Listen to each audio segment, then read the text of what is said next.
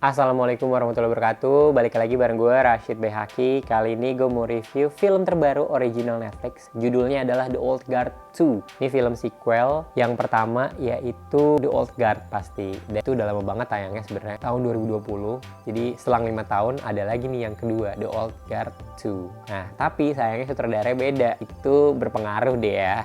Cukup besar sama film keduanya ini. Jadi yang pertama itu sutradaranya Gina Prince Bythewood, yang nulis Greg Rucka. Terus si sutradara kedua Victory Mahoney yang nulis juga Greg Rucka sama Sarah Walker.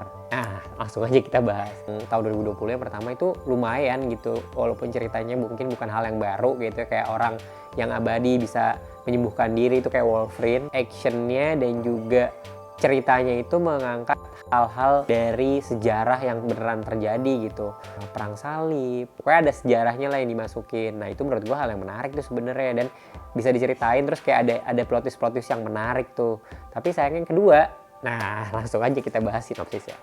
Nah kalau The Old Guard 2 ini menceritakan Andy, dia diperankan oleh Charlize Theron. Dia itu pemimpin dari The Old Guard yang ada Booker, Nicky, Joe, terus juga ada Copley, manusia biasa yang temennya yang menghilang, Queen. Si Queen ini tuh di Old Guard kedua jadi musuhnya karena dia ditemukan oleh satu manusia abadi lainnya yaitu Discord, diperankan oleh Uma Thurman. Jadi si Uma Thurman ini punya tujuannya sendiri, Discord ini, untuk melawan si The Old Guard, tim dari si Andy. Si Andy berusaha melawan itu, dia mencari tahu tentang Discord ini, dan dalam perjalanannya itu ketemulah dia sama Tuah. Dia juga manusia abadi yang mengasingkan diri mempelajari orang yang abadi ini. Mereka saling terikat tapi nggak tahu nih tujuan mereka itu apa. Selama ribuan tahun itu mencari tujuannya, dan si Andy udah menemukannya untuk melindungi umat manusia. Tapi ada juga tim yang mengasingkan diri, yang mencari tahu dan nggak mau terlibat dimanapun, yaitu Tua dan juga Discord yang melawan itu semua. Dan karena dia punya dendam gitu ya sama manusia, dulu melihat manusia itu sangat benci dengan orang-orang yang seperti mereka yang berbeda gitu. Jadi ya udah bertarung tuh Andy dan juga si Discord. Nah langsung aja reviewnya. Sebenarnya dari segi actionnya itu masih bagus. Sekarang ada Uma Thurman yang emang kita tahu dia itu pemeran Kill Bill. Jadi kita pengen lihat nih gimana dia bertarung dengan Charlize Theron yang juga dia di pertamanya udah action dan pakai kayak kapak gitu kan, kapak yang kayak klasik, dan ngelawan si Uma Thurman yang pakai pedang kayak Kill Bill lah persis, katana gitu. Terus nah itu kayak gimana sih? Nah emang ada adegan actionnya yang emang lumayan seru lah gitu, dan juga ada di sebuah gedung, ada helikopter, ada mobil di awal. Jadi lumayan budgetnya pasti besar banget gitu. Action one on one-nya juga seru. Jadi kalau ngomongin action, menurut gue secara teknis lumayan seru lah. Ya, walaupun kamera treatmentnya nggak terlalu yang wah banget gitu. Dan yang paling menarik dan bagus banget sebenarnya, ya kita tahu lah pemerannya ini tuh semua udah pada maksimal sebenarnya. Charlize Theron, terus juga Uma Thurman di sini. Semuanya pemainnya menurut gua bagus-bagus banget lah untuk memerankan di sini gitu. Tapi ya udah, mereka juga pasti kan nggak ceritanya gimana, karakternya kayak gimana kan. Jadi peran-peran yang mereka perankan ini tuh jadi maksimal secara acting, tapi nggak maksimal secara karakter development menurut gua. Secara teknis menurut gua nggak ada yang masalah banget.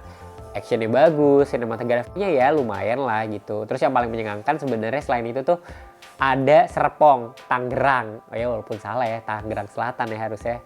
Ya mepet-mepet sama Tangerang lah sebenarnya. Ya oke lah. Terus ada Jakarta, Bundaran HI gitu. Babak terakhirnya tuh di Serpong. Sebenarnya pertarungan antara Discord dan juga Andy. Awalnya gue merasa aneh banget ada pusat nuklir gitu, ada penelitian nuklir di Serpong. Tapi kan emang ada Batan ya, ada Puspitek gitu di Serpong. Jadi ya masih masuk-masuk aja sebenarnya secara real story-nya bener gitu. Ternyata di sana itu bukan orang Indonesia, tapi ada banyak orang Tiongkok yang punya markas rahasia gitu untuk mengembangkan si tenaga nuklir ini yang berbahaya. Ya udah, dari situlah pertarungannya. Ternyata itu tempat markasnya si Discord yang ngejebak si Andy.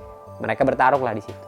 Nah itu ya bagus ya. Kalau nggak bagus ya, nah ini nih menurut gue secara karakter development sih paling utama tuh di Old Guard 2 ini tuh sayang banget. Gue nggak ngerasa mereka tumbuh dan makin terasa gitu si karakter masing-masing itu tujuannya gimana, perubahannya kayak gimana antara masing-masing karakter yang banyak ini. Terutama mungkin di sini tuh ada Neil Freeman yang dia udah tahu sebenarnya dia tuh mau gabung Old Guard, dan juga teguh gitu pendiriannya untuk jadi pemimpin, bukan pemimpin, jadi anggota Old Guard yang baik. Dia melindungi Andy yang tergoda sama Queen gitu karena dia pacarnya masa lalunya. Tapi ya udah, nggak ada yang kayak gimana. Booker paling yang paling berubah banget karena awalnya jadi pengkhianat, abis itu jadi baik lagi, dan nggak ada motif yang cukup kuat juga. Dia pengen punya tujuan aja deh dengan quotes aja gitu, nggak 3 dimensi gitu karakternya. Kita nggak ngelihat dia sebagai karakter yang cukup utuh gitu. Yang lain-lain ini juga sama, apalagi si Copley ini ya udah gitu, dia sebagai manusia biasa yang nggak immortal. Habis itu dia ngebantu, ya udah berperannya sebagai di situ aja gitu, nggak ada hal lain yang bisa kita lihat dari si karakter dia gitu berubahnya seperti apa. Nah makanya itu berhubungan sama ceritanya menurut gue jadi gampang banget terbongkar gitu, padahal banyak banget rahasia yang emang yang bisa dikasih informasinya pelan-pelan gitu. Kayak di sini kan dia manusia abadi, terus gimana dia bisa jadi gak abadi itu caranya gimana, langsung banget tuh dikasih tahu. Dia baca buku, ya old school banget aja, generik banget aja rasanya gitu ya. Gue nggak smooth dan gak cukup kreatif untuk ngasih tahu kalau Old Guard ini tuh atau orang-orang yang abadi ini tuh ya nggak beneran abadi. Dan karakter yang baru kayak Discord dan juga Tuah tuh gue ngerasa kayak peran mereka cukup penting gitu. Tuah tuh datang Andy datang ke dia terus belajar, abis itu dia ikut sama Andy, abis itu dia ternyata juga sempat didatangin sama si Discord udah. Terus Discord juga dia keselnya gara-gara ngelihat Queen dibunuh, udah gitu, kayak nggak ada hal lainnya gitu. Jahatnya tuh kayak ya udah gitu aja, nggak punya kedalaman gitu karakternya. Itu sih sayang. Jadi ceritanya juga ya udah sambil lalu aja gitu, padahal actionnya bagus, actingnya juga bagus, budgetnya gede, jadi potensi jadi blockbusternya tuh ada banget. Tapi sayangnya ceritanya nggak mengikat dan karakternya juga nggak banyak berubah.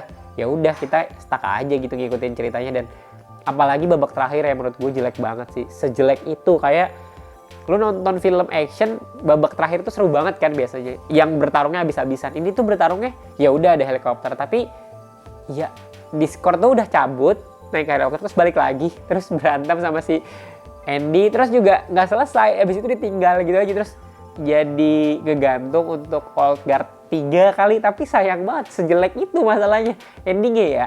Ya udah spoiler dikit, bodoh lah pokoknya, kalau penonton silakan, kalau enggak. Tapi emang endingnya jadi kayak nanggung banget. Spoilernya nggak sebagus yang pertama gitu. Kalau yang pertama kan Booker itu datang ke satu kamar terus tiba-tiba ada Queen di situ kan. Nah kalau ini lagi pertarungannya nggak selesai, habis itu pergi lah, nanggung banget gitu. Kenapa nggak diselesaikan dan emang kalah, terus habis itu ya apapun lah caranya yang harusnya tuh diselesaikan dengan klimaks. Dan di film kedua jadinya jadi oh ya udah ini film kedua selesai tapi ada hook yang buat lanjutannya gitu misalnya, itu kan juga bisa. Ini kenapa kayak nggak diselesain dulu gitu, itu sayangnya sih menurut gue.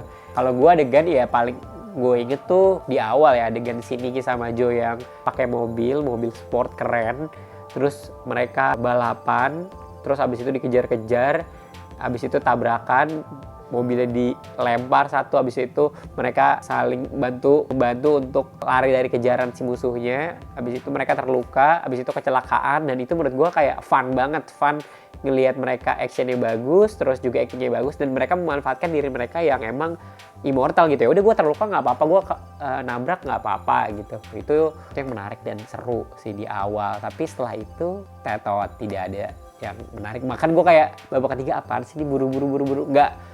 Sejam pertama aja apa nih Henry Golding ngapain gitu, kayak si Uma Thurman ya padahal dia punya mimik wajah yang cukup untuk jadi antagonis yang kuat gitu. Tapi ya udahlah, skornya 5/10 sih, sayang banget. Dari yang pertama tuh lumayan oke, tapi yang ini jauh banget kayak sequel yang emang nggak dibikin dengan baik gitu. Itu sih sayangnya. Kalau yang ketiga ya semoga jauh lebih baik lagi sih dari dua ini. Yang pertama ya bisa mendekati lah. Terima kasih sudah menonton videonya sampai akhir. Jangan lupa join membership Seri Krip di YouTube. Ada 3 pilihan, terserah kalian pilih yang mana.